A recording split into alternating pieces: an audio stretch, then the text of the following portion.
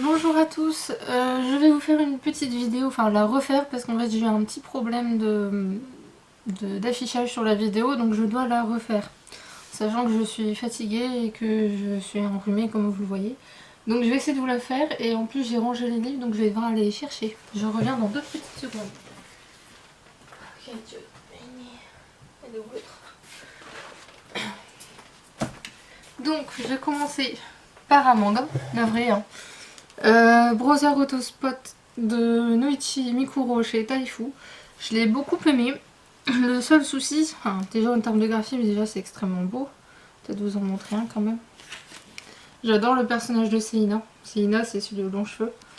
En fait, c'est Jin qui va aller chez un tatoueur parce qu'il veut un tatoueur exceptionnel. Et en fait, il va se retrouver malgré lui dans une situation qu'il aurait préféré éviter.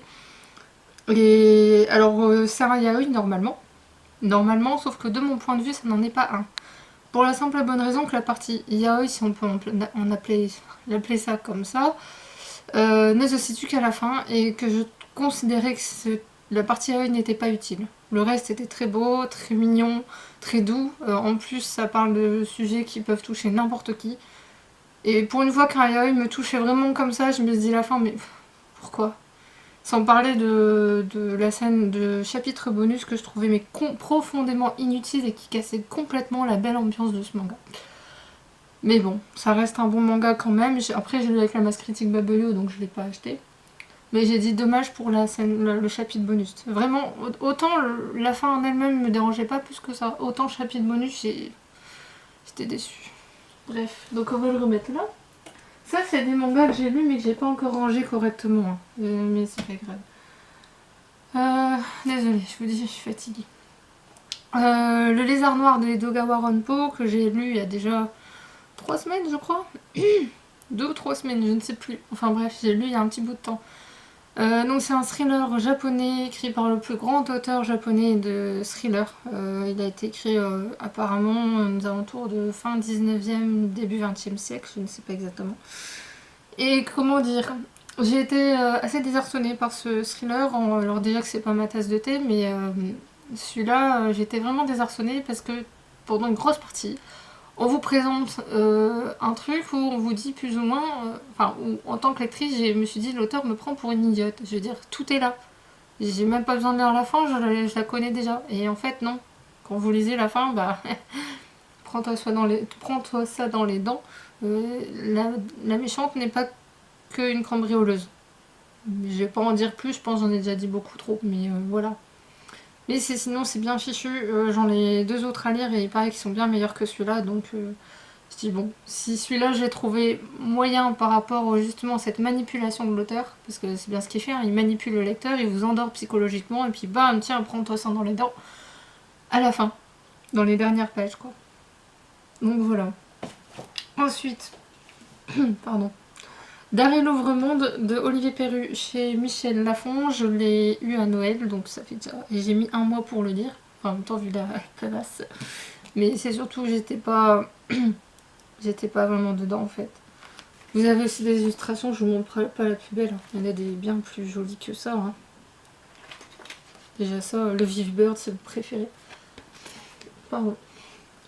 Donc on suit Darin qui va aller dans l'ouvre-monde, donc c'est un monde parallèle au nôtre, il pleut tout le temps, il est apprenti journaliste, et surtout il va lui arriver plein de choses en tant qu'apprenti journaliste forcément, mais de mon point de vue, je pense que certains n'aimeraient pas forcément ce roman dans le sens où, enfin, auraient du mal au début, parce que si vous voulez au début il faut le temps d'installer l'histoire, de présenter les particularités de l'ouvre-monde, parce que bah il y a des poules piquées, il y a des musards, il y a des vive-birds, rien que ça vous dites quoi. Et il n'y a pas de lexique. Donc si vous ne lisez pas, si vous n'êtes pas attentif, après à un moment donné vous perdrez. Et moi c'est l'erreur que j'ai faite. Je me suis perdue à un moment donné. Je savais plus la différence entre musard et poule piquée. Le reste ça allait, mais musard et poule piquée j'avais oublié la différence parce que je l'ai lu en, je vous dis, presque un mois. J'ai mis presque un mois à le lire. Je l'ai commencé au début de mon contrat, je l'ai fini à la fin. Donc oui, ça fait 3 semaines. 3 semaines que j'ai mis à lire. Et il faut être vraiment concentré parce que c'est un univers extrêmement riche avec beaucoup d'informations à enregistrer assez rapidement. Par contre, si vous voulez vous marrer, ça peut être bien, surtout en lecture à voix haute. Je voulais le faire lors de la lecture à voix haute qui a lieu bientôt chez mon libraire. Mais mon état fait que voilà, je suis encore enrhumée là, ça m'agace et je suis extrêmement fatiguée. Là j'ai qu'une envie de dormir donc je sais, je vais pas pouvoir y aller. J'en suis navrée. Si je sais qui regarde, je vous salue, je penserai à vous, enfin sauf si je dors. Et en fait, si vous voulez, il y a un personnage qui s'appelle Zozot. Et en fait, Zozot, il s'appelle pas comme ça pour rien. En fait, il arrête pas de parler avec un CV sur la langue comme ça. Donc ça donne déjà un discours très drôle. Et si en plus il échange avec langue tordue, il s'appelle pas langue tordue non plus pour rien. Il change les syllabes, etc. Il y a plein de trucs comme ça. Et du coup, les deux sont en discussion sur une partie du livre. Et ça donne des trucs super tordants à lire à voix haute. J'ai fait avec devant ma meilleure amie qui était complètement... Elle était morte de rire, elle comprenait rien à l'histoire, hein, mais rien que le truc du cheveu sur la langue et l'autre qui utilise le mauvais mot ou ce genre de choses, c'est hilarant.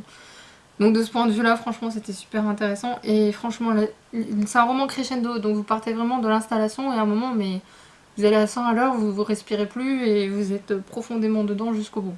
Donc voilà. Mais j'ai quand même passé un excellent moment. Et puis bon, vu l'épaisseur, voilà. C'est normal au vu aussi de l'univers créé, il fallait franchement, voilà, le faire en un seul livre comme ça, il fallait vraiment maîtriser le truc, quoi. Portrait de Séoul de Anthony Dufour et Mi Jusong. Je suis en train de me dire que j'avais même pas donné les noms des auteurs dans la précédente version de la vidéo. Chez Icar Édition. J'ai eu la chance de les rencontrer en plus, ils sont juste super sympas, très...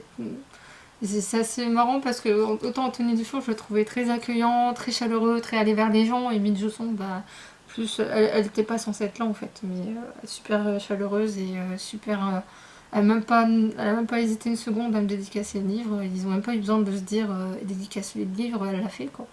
Donc merci beaucoup. Et ce livre-là, j'ai vraiment l'impression de voyager, d'être à Séoul, de visiter tous ces bars qui proposent, ces magasins de vêtements, ces quartiers réputés qu'on entend souvent parler comme Itaewon ou Gangnam. On n'en parle pas trop.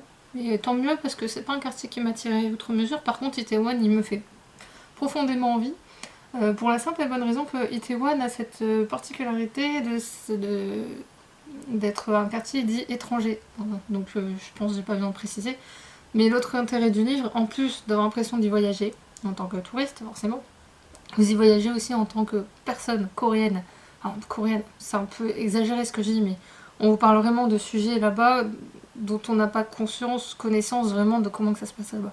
On vous parle de ce qui se passe pour les LGBT, on vous parle de ce qui se passe pour les femmes, de comment elles sont perçues si elles divorcent par exemple. Je le savais mais j'avais jamais lu un témoignage là-dessus et c'est choquant.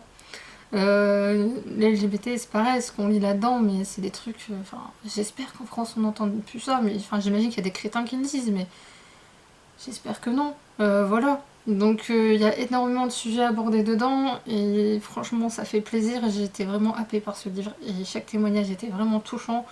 Où je me suis dit mais pourquoi en France on crée pas ce genre de choses. En Corée ils peuvent créer un magasin ou quelque chose, ben, on a un claquement de doigts, ils n'ont pas besoin de faire autant de paperasse que nous. Je me dis mais pourquoi on fait pas ça en France? On veut relancer le commerce en France, mais faites ça. Faites comme les Coréens, c'est bien. Bref, j'ai passé un super moment, j'en lirai d'autres avec plaisir. Ensuite, et enfin je dirais même, puisque j'ai une personne de ma famille qui m'a prêté les deux premiers tomes d'une saga, j'hésitais à les lire. Et à force d'entendre l'Éden des rêves en parler, il n'y a pas qu'elle, hein, j'ai dit l'Éden des rêves, c'est la première qui me vient à l'esprit, mais il y en a d'autres.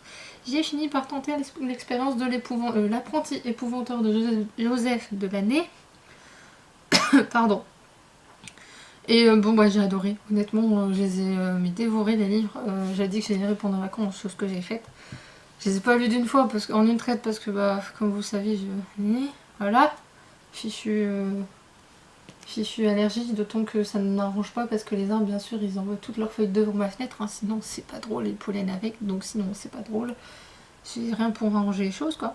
Mais bref, ces livres là je les ai vraiment adorés, par contre effectivement c'est quand même très sombre pour un début de saga, donc comme on m'a dit que ça s'assombrissait par la suite, j'ai un peu petit chouïa peur parce que je suis très sensible. Là ça va, ça passe parce que bon, mais il y a des moments je me disais mais au final tu te laisses emporter toi, mais un gamin de 10 ans qui lit ça, ça doit être...